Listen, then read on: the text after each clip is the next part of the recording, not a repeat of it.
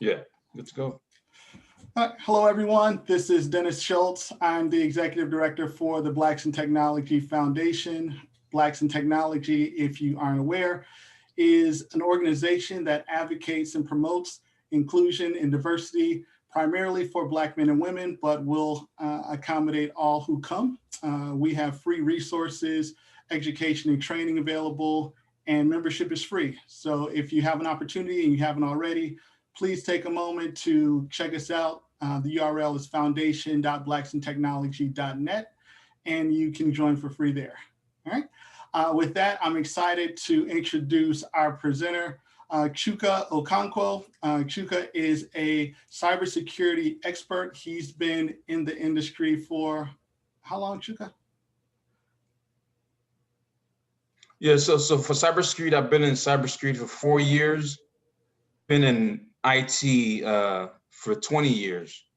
So Okay. So he's definitely well-rounded and can talk to the industry from inside and out. And the goal today is to give everyone a deep understanding of exactly what it takes to get into the industry and what that first role looks like. So Chuka, with that, I'm going to hand over the comms to you, and you can proceed and let people know a little bit about your background, and then we can jump into your presentation. okay, yeah. So basically, my tech background started in the U.S. Army. I was enlisted there for a few years, and I started my IT career back in '99. To date, I have 20 years of IT experience. I jumped into cybersecurity wholeheartedly back in 2017. But of course, prior to that, I've been doing cybersecurity duties as part of my integrated IT job functions. Here and now, as far as a quick summary, I did my Bachelor's of Information Systems at the University of Texas at Arlington. And I am certified as a CISSP, basically the expert, I guess the highest level certification that you can pursue in cybersecurity. I also certified as a CCNP and a Security Plus. So at this moment, I work as a senior cybersecurity analyst for a startup here in the Dallas area. But that's basically a quick rundown of my technical background. And I guess we can go ahead and get started. Let me anything else I need to do, Dennis, or I just go ahead and jump in with the slides. No, you can go ahead and share, and I'll okay. go forward with the slides.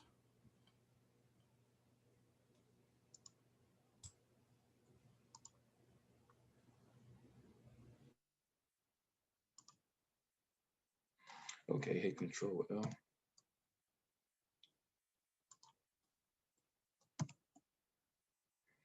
Okay, so pretty much starting a career in cybersecurity, an insider's guide to hacking into the industry. I gave a quick rundown of my bio. Just basically here it is on the screen, just I guess for the recording. Why cybersecurity? A lot of buzz, of course, is around this profession. So I'm just gonna go ahead and give a quick summary of what the Bureau of Labor and Statistics and other elements of the industry have summarized as to why a professional would want to get into this industry. We're going to talk about the Bureau of Labor and Statistics numbers, the job outlook, and the different types of roles, because these are basically the core elements that make it attractive to start a career in the cybersecurity field. According to the Bureau of Labor and Statistics, their quick summary for information security analyst. In 2019, the median pay for security analyst was close to 100,000. The hourly pay was $47.95, which is pretty high. In 2019, the number of jobs available for cybersecurity was 131,000. The job outlook, the 10-year job outlook from 2019 to 2029 is 31%, which is faster than the average. Now, the average job growth for the general industry is 5%. So 31% compared to 5%, is pretty fast compared to the average growth. And so the employment change in cybersecurity is going to be around 40,000, close to 41,000 jobs between now and between 2019 and 2029. And so basically, it's a trend that's really positive. Of course, that 31% is an indicator that it's faster than average. The third element to look at, of course, is the wide variety of roles that fit different personalities. In my opinion, I think this is actually pretty significant because it's not a field that maybe just a certain type of personality can step into. Because there are some fields where that are more geared towards people that are highly analytical, and you see very little of the procedural and creatives in there. I mean, cybersecurity is pretty much a mix of the logical, analytical personality types and the procedural and creative types. So starting from the most common positions in cybersecurity are, the security operations center analysts, the penetration testers, and the threat intelligence analysts will fall under the logical and analytical category. And you start going into the procedural, you have roles in GRC, which basically stands for governance, risk, and okay, what does the C stand for? Okay, I actually missed the beat there. I forgot what the C stands for on GRC, but yeah, it's a very common role that's basically mostly procedural. And there's also roles in privacy and also management. So how to enter into the cybersecurity field? We'll just go ahead and move on to the next slide that breaks this down a little. We'll talk about the education needed to go into the field. We'll talk about documentation of your job history, and we'll talk about networking, and of course, going to volunteering. So typically, the education that's listed there at the Bureau of Labor and Statistics for entering into the field is a bachelor's degree. But having worked inside the field, I've seen people that started the entry-level roles with associate's degrees. Matter of fact, I mean, because of the severe shortage, I've seen people with high school, and this is true. I've seen it. People with high school education, but they did have some certifications So while most of the people that you see are going to have bachelor's degrees, it runs that gamut between high school grads, associate's degrees, and bachelor's degrees. From my personal experience, the typical majors are in computer science, information systems, information security. Again, having been in the industry, I have seen other people with other technical majors. I've seen chemistry majors. Uh, I've seen people with one of my coworkers in my present company that I work, he has a degree in psychology. Yeah, and then it definitely is useful. However, the most um, of the candidates that are going into the field at the entry level, they're going to have one of these um, three listed, and then these actually the three more attractive majors to have when you're shopping around to various recruiters or job boards. And like I said, look, I've mentioned this already. Is a college degree necessary? No, because I've seen people with high school education. If you don't have a college degree, if you just have a high school education, you certainly have to follow that up with self-education, which includes taking online courses, doing a lot of cybersecurity labs, and doing the major certifications um, that are involved. So, okay, moving on to certifications. Certifications, pretty much, just as a point of note, it's a plus. If you have a bachelor's in computer science, a bachelor's in information systems, it typically makes you ready, right?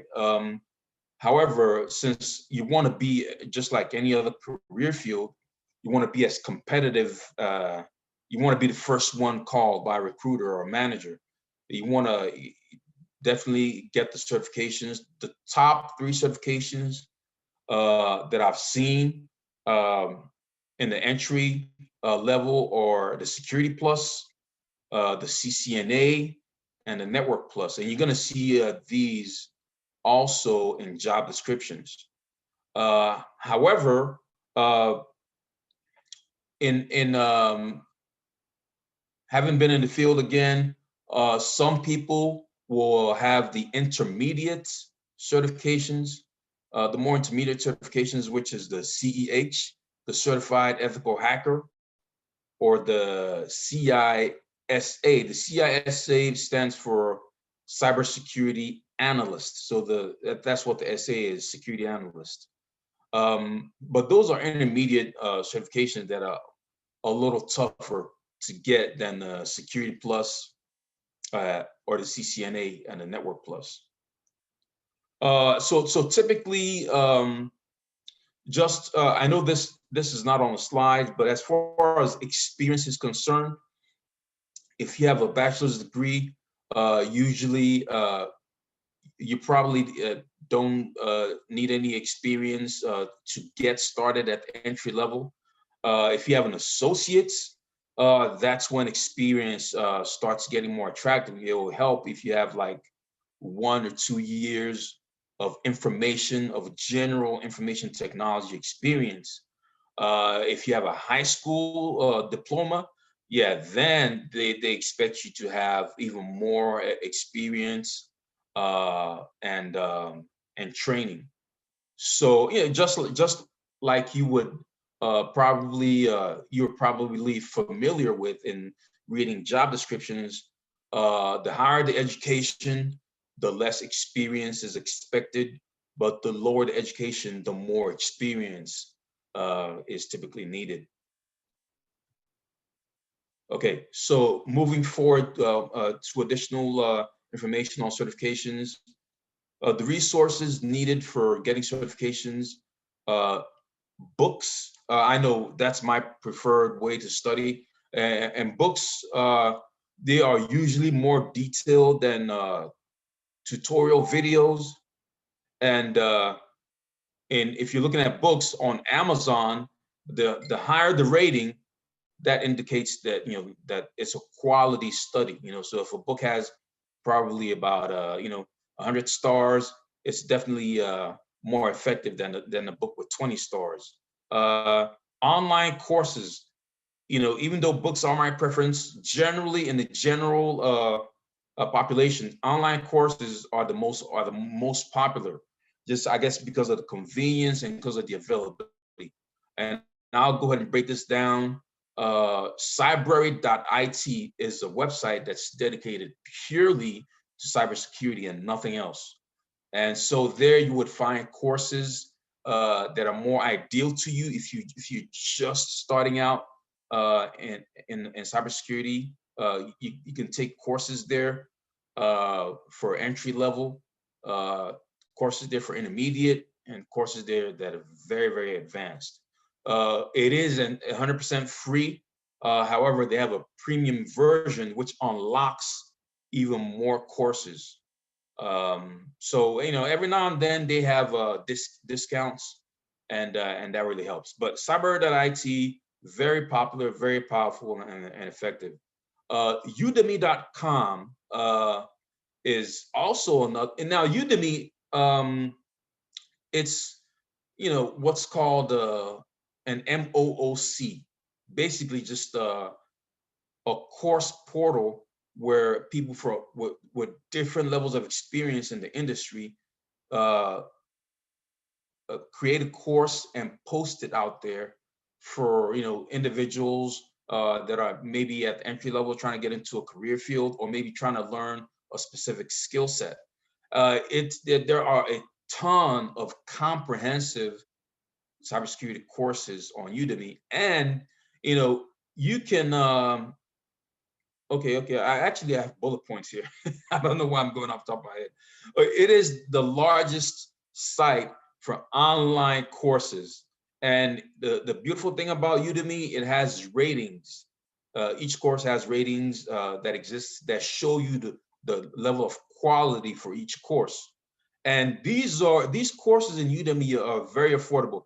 Don't be and this is critical, actually, a very important thing to know. If you just browse to Udemy for the first time, you might see courses that are listed at $50 or maybe $70. No, no, no, no, no, no. Don't be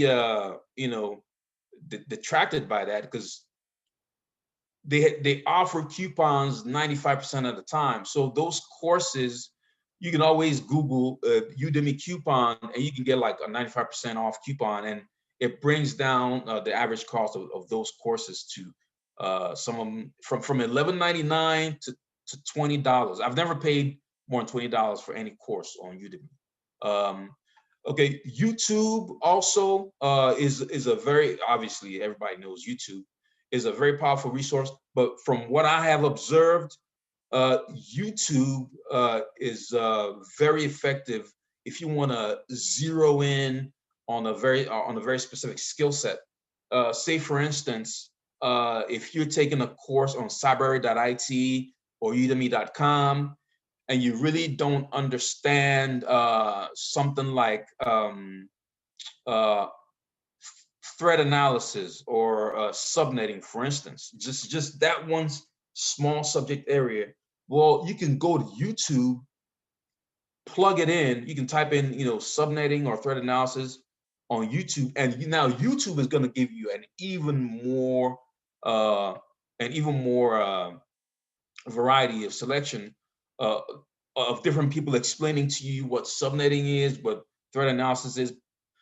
So more so than the comprehensive course that you were taking. So using a combination of YouTube and either cyber.it or Udemy, it will get you a very, very powerful solution for taking a course, to get you started in the cybersecurity field.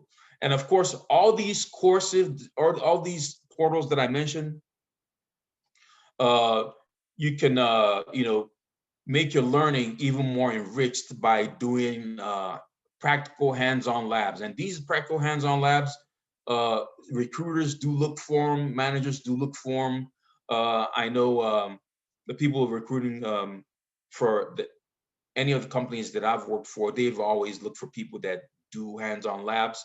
And these portals, be it cyber.it, udemy.com, or YouTube, you're always going to find courses there that walk you through step by step on how to do any specific layout of hands-on labs, to get you more comfortable with the subject matter. Okay, so again, resources for certifications, or while doing a certification, if you run into trouble, forums are a good place to ask questions. And there are hundreds, if not that, well, probably thousands of people probably doing the same exact certification or course that you're doing. And it's just a place for you people to post questions, answer questions.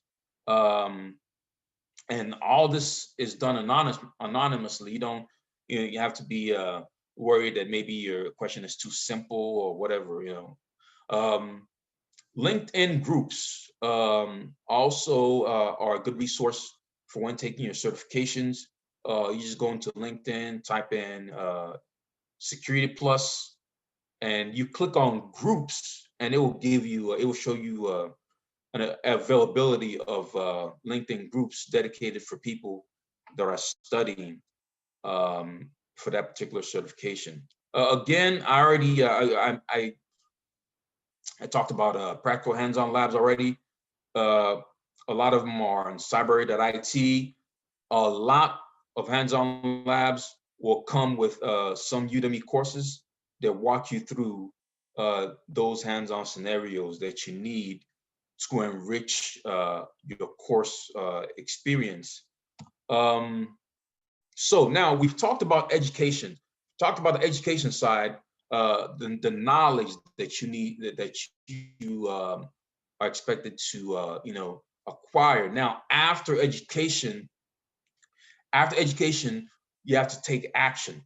Okay, now you have to document your work history and you have to document your work history in an online format and on paper. And on paper, of course, I mean on your resume.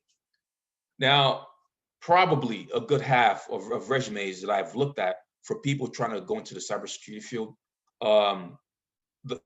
the person would really have a lot. Maybe the person has a lot of really strong certifications, like maybe the Security Plus or the CCNA, but they don't optimize their resume to showcase that. I've seen someone with a Security Plus, a ethical hacker certification, and CCNA, but they put the certification all the way at the bottom. They put their your general work experience at the top. Now, if you were a recruiter looking at the resume, you're gonna say, oh well, okay, this guy just has some general. He's got nothing related to cybersecurity. No, it's very, very key that if you have any strong components of cybersecurity, whether it be the courses that you took on Udemy or the actual certifications that you've completed, they have to go to the top. They have to go right to the top, where it catches the attention of recruiters or managers inside of 15 seconds. So that'll give them an opportunity to keep looking at the rest of your resume. So also remember to include relevant keywords to cybersecurity, because the people or the entities that are actually looking at your resume are not just human beings. And these days you hear about things like AI, cloud, this cloud. There are computers. A lot of companies use computers and AI to automatically sort their resumes, and these computer systems are searching for keywords. And if you don't have any keywords like Security Plus or subnetting or security analysis, or just keywords that are from the courses you took or from the previous experience you had before. If you don't have those included in your resume, and if it was a computer that was sorting it, they're gonna give another resume with those same keywords higher priority than yours. Even though you might have more, training and experience than that of a person. So resumes are very key in your strategy and in your tactics to finding a position. So now, also, believe it or not, some people have resumes, but they're not present in the top 5 job boards. Okay, I'm not going to try to explain the reason why, but I guess it's one of those things. But however, in addition to your resume, you have to have a presence, a current presence in the top 5 job boards. Dice.com is the most the biggest one for technical professionals, period. The LinkedIn.com/jobs also is another very popular job portal. Make sure that you're on LinkedIn. You make sure that you're looking for jobs on LinkedIn. Career Builder, you have to have a profile there. You have to upload a resume there. Monster.com and Glassdoor.com. Okay, so now these are the top 5, generally speaking. It just gives you a wider surface area for people to find you. Have a presence on LinkedIn. Again, you might find this funny, but in my previous job, yeah, the guy that I was working with, he was not actually on LinkedIn, you know, and for some, LinkedIn is a very good component to having your strategy now, especially for the reason being that it allows you to regularly engage in cybersecurity posts. Now, if you're engaging in cybersecurity posts, cybersecurity articles or posts, say for instance, a manager from a certain company posts good information about something in cybersecurity, you can comment on that post, and automatically your engagement exposes your profile, your LinkedIn profile, and recruiters will see your profile and know that you're looking. And generally, it increases your surface area and your visibility to recruiters. So after education, after your resumes and online presence, you have to network. Networking is very powerful. There are I'm in Dallas. I'm in the Dallas area. One of the major cybersecurity meetups in the Dallas area is North Texas Cybersecurity. There, you can just go. It's a very casual environment. And actually, there's a significant population of people that are looking to enter the field that participate in that meetup. And of course, it's very casual, it's laid back, so there's very low pressure. You can also, participate in professional cybersecurity organizations. They have the same, basically the same goal as these more casual meetups, being that they present speakers that speak on a certain area of cybersecurity, or maybe a trending topic on cybersecurity. However, it's tends to be more professional and formal. Like some of these organizations, they would have meetings in restaurants and more formal areas. Some of them might charge you a small fee for participating in their events.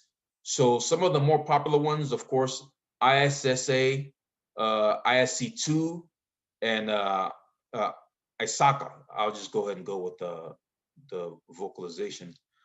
There are more, of course. If you do a more thorough search on the internet, but these are the top 3 that are very popular.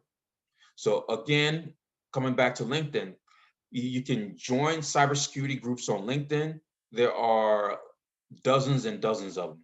If you do a search for cybersecurity uh, on the main LinkedIn search bar, or search for information security, and then specify groups, okay, it's going to give you a list of all the groups that you can join, that can expose you to managers where you can network and get more inside information that will increase your chances of stepping into the field. Uh, Volunteering. Okay, so the more of these actions you take, obviously, the higher chance that you have compared to the other guy in getting the job. Now, volunteering basically just means if you work in your current job and you happen to know of cybersecurity related tasks that are happening in your workplace, you can volunteer for those and put it in your resume. Another thing you can do is do projects for nonprofits. Um, there are nonprofits out there that really, don't have the budget to hire actual employees or contractors. So you can volunteer the cybersecurity expertise that you picked up from taking courses or from doing certifications or from getting your college degree. You can volunteer for those nonprofits, you know, and add that experience to your resume. One major volunteer portal that I've noticed that it neatly arranges volunteer opportunities by skill set is called catchafire.org. So basically, you can just go in there, sort out the technical opportunities, and then explain what your skill set is, and it will allow you to basically be the subject matter for cybersecurity for that organization. Um, so that's it. That's basically it on the volunteering side. If you can also talk to friends that know about volunteer opportunities, um, and you know they can advise you on various other opportunities that are out there. I know another place that also asks for volunteers, or um, and maybe local high schools. So basically, those two. I think that's pretty much it on volunteering, and that kind of covers it. I hope I didn't go too quickly, but I wanted to leave room for questions, knowing that there might be um, a good number of them. Considering that a lot of people have strong interest, in coming into the field. Yeah. So thank you, Chuka. I definitely appreciate that. And we do have a few questions. I have a couple of questions of my own that I wanted to kind of start with, and then we'll get to the member questions. So the first one is pretty blunt. Coming out and having certifications, say this is your first entree into cybersecurity. You mentioned a median pay, you know, but what's the real pay? How much did you get paid for your first cybersecurity role, and what was it? Um, well, going into cybersecurity, now I would say it depends on the market that you're in. Um, you know, the, I guess the metropolitan areas might have different rates than the more rural areas. But I think my first cybersecurity job, the pay was 70K. I didn't, and again, I didn't negotiate for the reason being that it was my first role in cybersecurity. Um, Yeah, but that was the pay that I, Okay. but yeah, but that's absent of negotiation. That's what I was offered. And No need yeah. to explain or qualify it. I appreciate you for sharing that. And as far as the certification level that you had, what did you have on your resume as a credential? Yeah, so the certification that I had a Security Plus certification. So I mean, I went in with having a Security Plus. So that was basically. But like, again, just to emphasize, I know, being having graduated from UT Arlington, there are people that completed their 4-year degree that got hired in cybersecurity roles, without any experience. So, I mean, without having certifications. But I just want to be competitive, so Understood. I got certified. And Mhm. as far as your experience level before you got in, did you have any cybersecurity or IT experience? I mean, I know you've been in the industry, but do you have any specific cybersecurity experience? Yeah. So my IT experience was 20 years. Okay. So now this is real. I guess very, very key.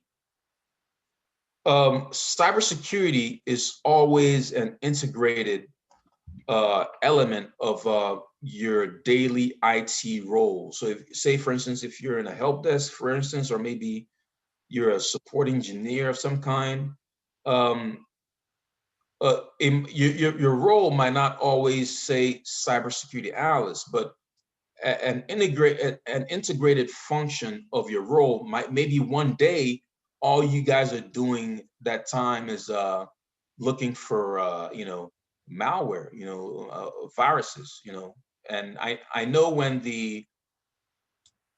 when there was a major malware breakout that happened back in 2016 or 2017, and at that time I was still in service delivery, and we spent weeks battling that malware. Now, that entire uh, endeavor is purely a cybersecurity endeavor. It's not, help desk, or if you're battling malware, that's cybersecurity.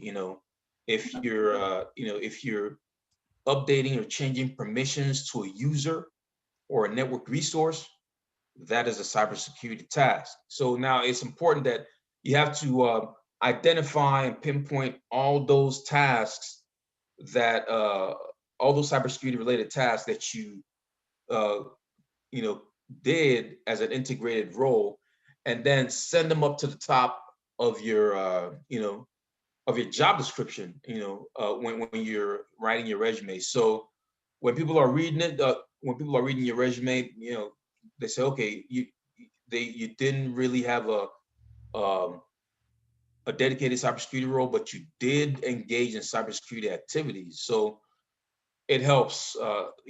That's what I did on my resume. As when I started looking for a dedicated cybersecurity position, and that made it very marketable. Okay, Uh, so you basically tailored your resume to the role that you wanted based on Precisely. the skills and experience Exactly. that you Yeah. had. And you said you got a Security Plus certification from CompTIA, I'm assuming, correct? Yeah. From Okay. CompTIA. And how much did that cost you to get your certification? So the CompTIA Security Plus, it costs, I believe, between 250 or 300.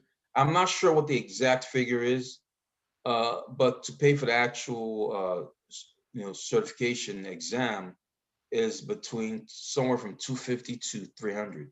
Okay. And it's how long did it take you to complete the study and actually prepare for and um, pass the test?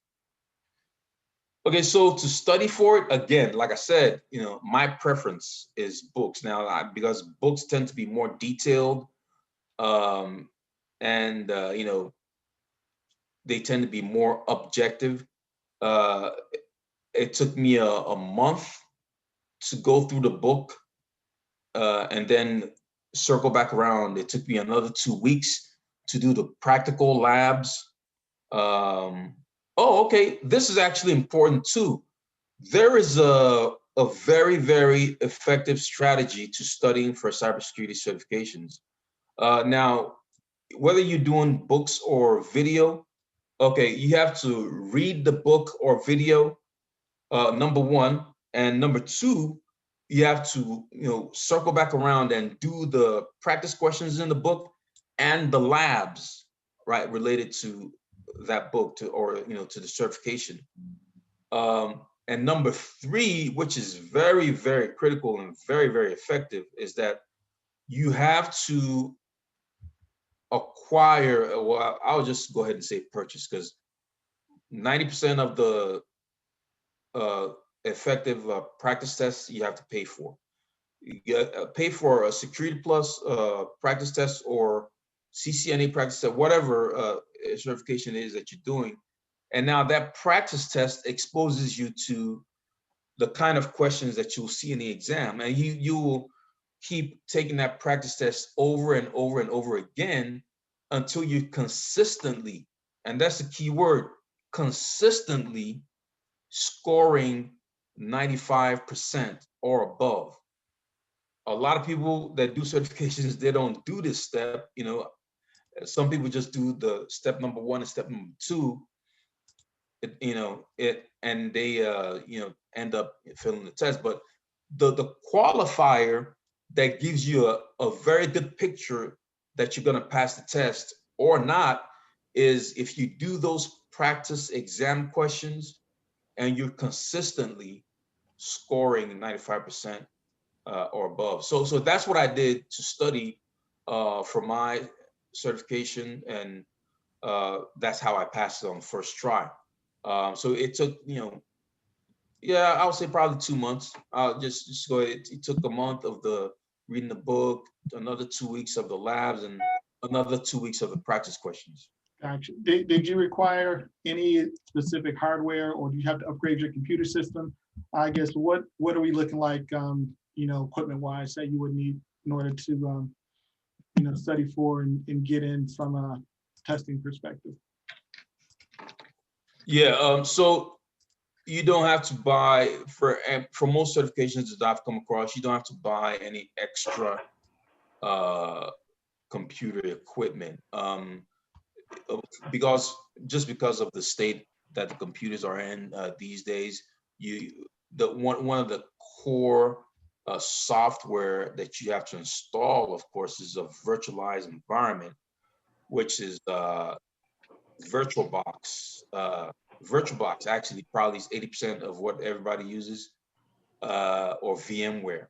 VirtualBox allows you to install different operating systems on your existing laptop. No, I didn't have to buy any additional, anything crazy. It's just, yeah, even to this day, to this particular level, a lot of the labs that I do are installed onto VirtualBox, so which runs on your laptop. Now, okay, I'm not gonna try to get into any comedy or whatever.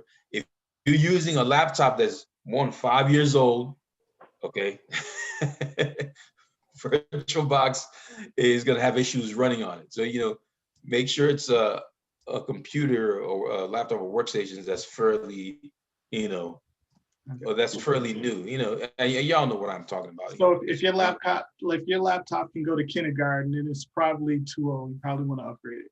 That's what you're saying. Yeah, so when your laptop is too old. Okay, good deal, good deal.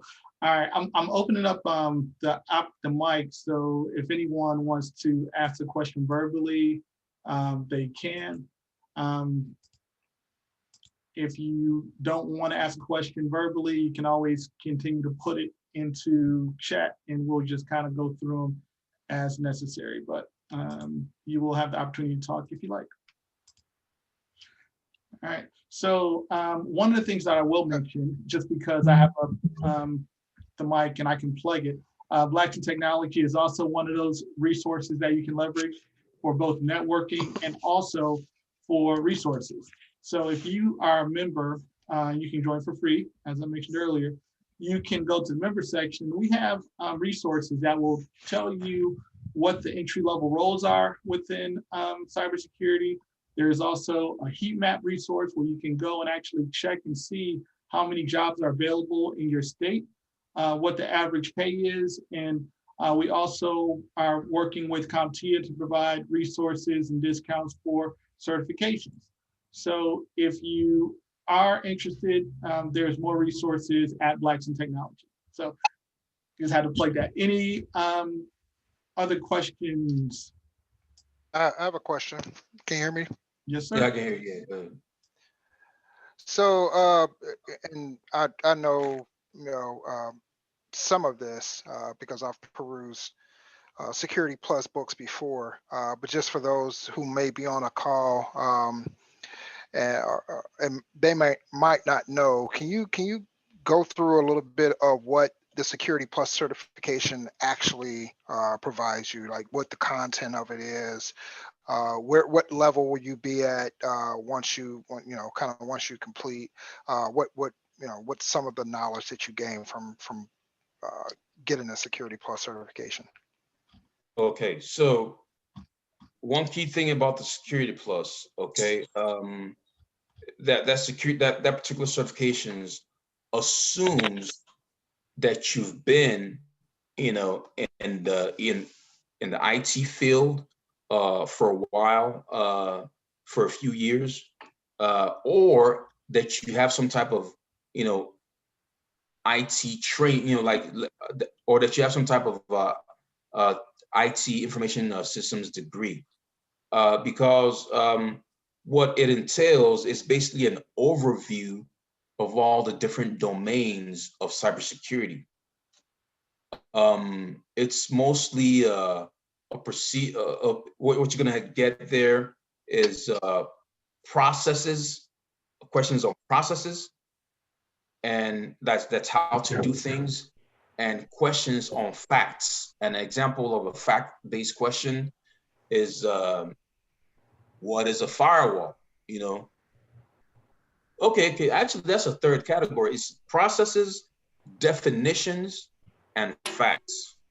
Okay, so it might ask you, oh, this device blocks internet traffic, and then you're gonna have your choice: a modem; B, a cell phone; or C, a firewall. And of course, it's a firewall. That's the fact-based question, and the definition is basically the reverse, and he's going to ask you something like, what is a job, what is the function of a firewall, and then those options are going to have the various definitions. You might see something like it allows you to place calls and receive calls, which is not true. So you're basically that. And then the third category of questions that you should see on Security Plus is the procedure-based questions,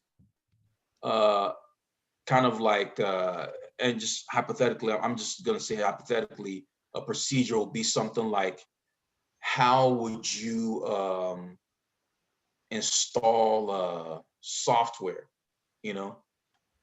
Mm-hmm. and the step number 1, step number 2, step number 3, and step number 4. And it's going to have different options where the steps are mixed in. And whereas if you are familiar with the process of installing software, having studied it or read about it during your period studying, you know, what the correct answer is. But if you don't have a clue, well, they do tricks on there to for you to pick the wrong answer. But that's assuming, of course, that you've been in IT for a while. Number one, I do know people that just because they know how to study, that have not been in the IT security or technical field, that went and studied for the Security Plus and passed it. And two, I know people that just went through the prerequisite certifications, so they can have um, a smoother slope to passing the Security Plus. And And when I say prerequisite certifications, I mean the A+, and the Network Plus, which is, those are basically the two certifications that, that gradually prepare you for that. But like I said, Mhm.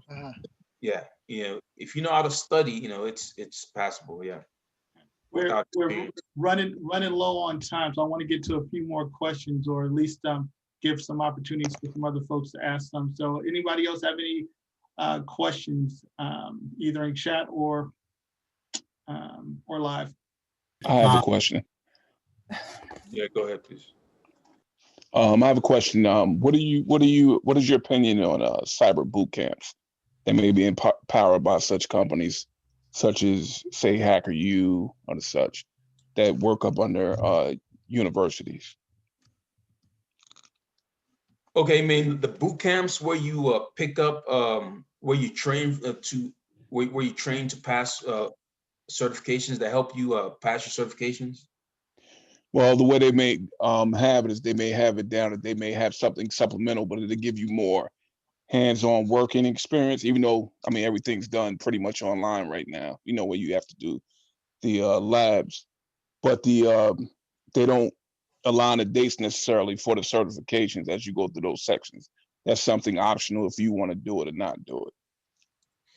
Okay, I have not used the boot camp before, but I know certain colleagues from previous workplaces that have used it, and it's very popular and well known in the field, and accepted, as long as you're able to detail the knowledge that you have from those boot camps and speak to it during your interview.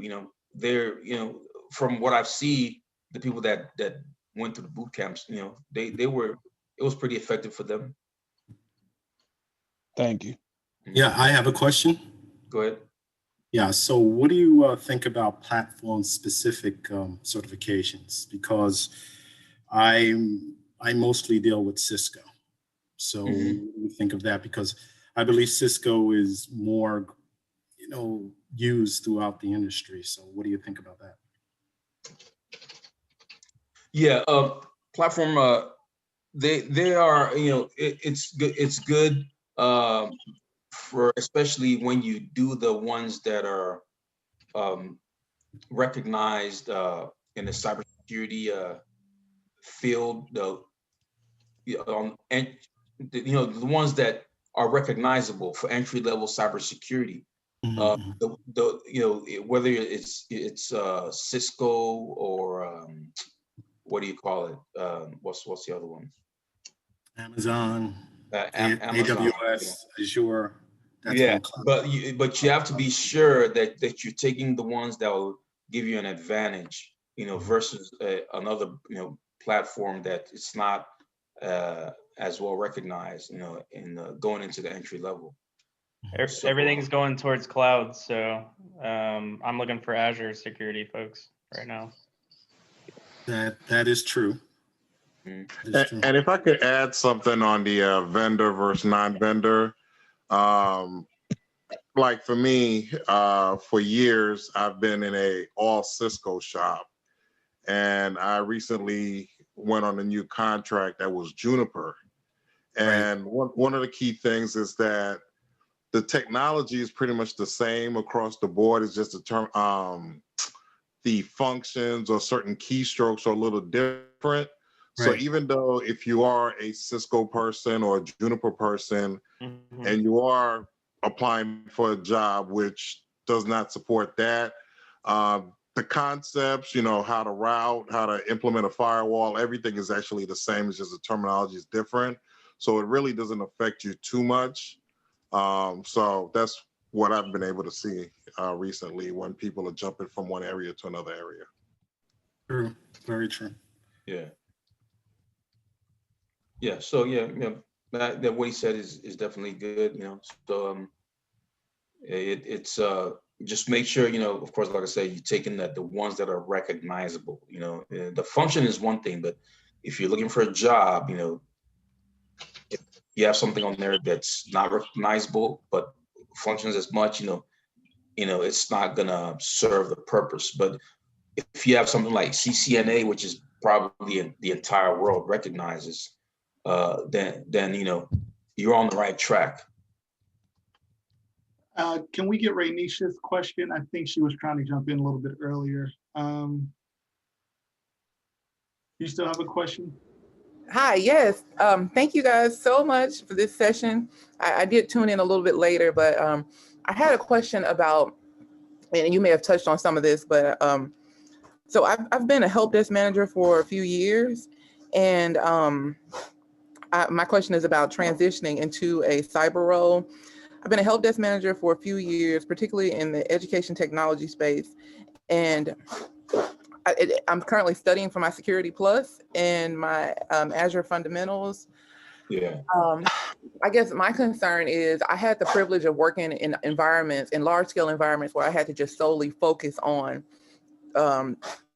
you know, IT service, delivering support and managing a team of service desk analysts and technicians. And we had a really strong networking guys where I didn't spend a lot of time in networking. So I kind of struggle with that, but and you would think, like, really looking at my resume, like, you know, oh, you'd be the perfect candidate for a cybersecurity role. Like in every job I've had, I'd jump in and I'd do something cyber related. Like I worked at a private school and started cybersecurity camp and started the cyber, all these different initiatives relating to cyber. But I guess there's something that's just really holding me back from jumping out there, tailoring my resume and applying for a job. I guess I have this overwhelming feeling that it's probably not going to work out. And I just wanted to know if you had any tips for folks like me who on paper who may seem like a good fit, but still have that kind of fear of like, yeah, you're probably not ready because you don't have that cert. Well, like I say, you did one key thing. Like I say, you know, I was going through the, you know, presentation. One key thing that some people don't necessarily do, and which is participate in those projects, those cybersecurity related projects.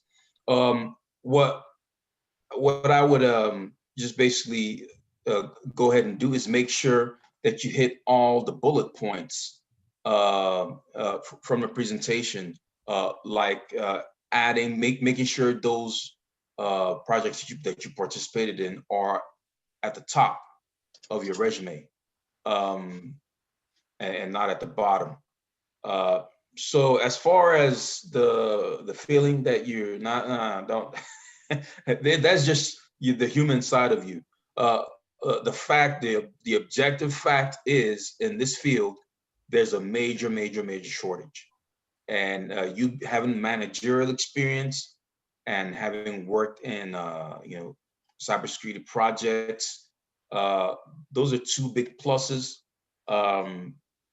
And you know, just go ahead and study for the Security Plus certification. I mean, you're gonna notice that, you know, it's gonna be an easier road for you. Again, now when studying for the certification, you gotta remember go through the steps. Whether you read the book, go through the labs, and then do the practice questions till you get to that benchmark. Then go take your test. So the other emotions or whatever, it's just in your head. Well, let me not say that like that, but it's just very subjective, and you just focus on the objective elements, and then you should be good to go. But yeah, you're in good shape, I think. You know, I believe so, definitely. Hey, so I missed what she said that she was struggling with, or what her fear was. She said that she for some reason she feels that she won't be good enough. You know, that's not relevant. You know, see, that's like, as long as she has the experience working in projects, and and goes through all the bullet points of prioritizing their cybersecurity experience on the upper, you know, bullet points on her resume, and then going through the you know, step to do the certification methodically. She should be good to go. Is she missing? Yeah, this field is she missing something on her background that the position? Like, did she mention what she was nervous about, or? Oh, I don't know. I don't know. And share. Sometimes I'll read like some of the job descriptions, and then they'll they'll kind of allude to, you know, you need 100 years of Can- like network engineering now- experience. Can I speak to that real quick? Yeah, go ahead. So I've been recruiting as a technical recruiter for 15 years, and hiring managers give me a laundry list of 100 million different things that candidates need to have because it's a Christmas list.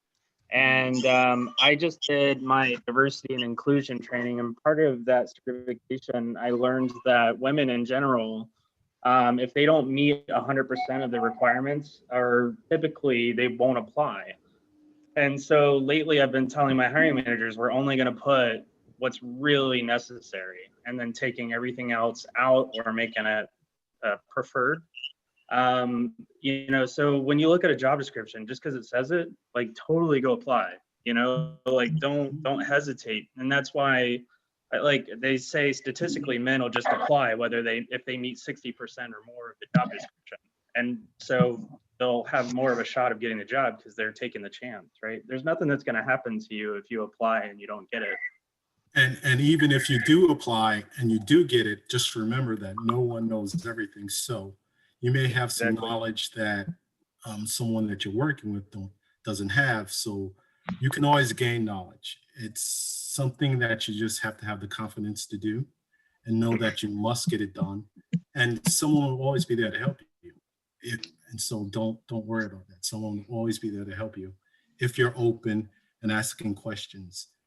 Yeah, I wouldn't be afraid of that at all. Yeah, and As long as also you have a background. understanding where in security that you're trying to get into, because there's so many different components, you know. Exactly. You have information assurance, you have operations, engineering, audit. So, you know, once you kind of have an idea of the key area that you'd like to focus in on, you know, then that really makes your job search a lot easier. And Precisely. as you see certain requirements, you could kind of look, as stated earlier, onto YouTube on some of those requirements and be able to, you know, get more comfortable in those areas that you may not be very knowledgeable on. So all good advice. Yeah. Very good advice. And we are just at time, gentlemen and ladies. This was a great discussion at the end, and I wish we had more time to continue, but I want to be respectful and mindful of the time. We will have follow-up conversations around cybersecurity, and you can always engage us, Blackson Technology, either through the Slack channel, and I noticed that some folks are connected through LinkedIn. Obviously, make sure that if you do want to continue the conversation, you can add me. I can direct you to the right resources, or Chuka, and we can, you know, get you the information that you need. So thank you guys very much. If you go to the Blackson Technology website, which is foundation.blacksontechnology.net, you can get a link to the Slack channel. It's right in the footer of the website, as well as all of our other social. So thank you guys. I appreciate the time, and have a good rest of the evening. Thanks for putting us Thanks, on. Dennis. I saw it, Dennis. Yeah, All right. it thank was you. fun presenting. Thanks. Bye.